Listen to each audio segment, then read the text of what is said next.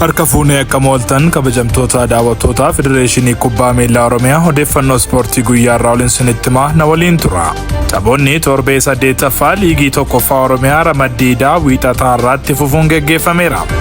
Namarraa sa'aatii 3 irratti Gaa'oo Qeebbee fi Baabichaa gidduutti taphaa geggeeffameen Gaa'oo Qeebbeen galchii 2-1 Baabichaa injifateera. Kanuma hordofuun qabxii isaas 13 gahatee jira. Abdii Zaroo ammoo Gaa'oo Qeebbeerraa taphataa urjii taphichaa ta'uun badhaafameera. Sa'aatii 5 irratti Olonkomii fi Ukkee gidduutti taphaa taasifameen Ukkeen galchii 2-1 dursaa boqonnaaf yoo ba'u taphaa boqonnaa boodaatiinis Ukkeen galchii 2-1 Olonkomii injifateera. Kanumaanis Ukkeen qabxii isaa 13 gahatee jira. Iyyaasuu Baqqalee ammoo Ukkeerraa taphataa urjii taphichaa ta'uun badhaafameera.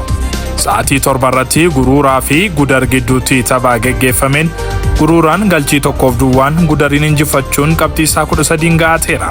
Abubakar Abdurrahamaan Guruuraa irraa taphataa urjii taphichaa ta'uun badhaafameera. Tapha xumuraa sa'aatii 9 irratti Gidaamii fi Dambii gidduutti geggeeffameen Dambiin galchii 2-1 Gidaamii injifateera.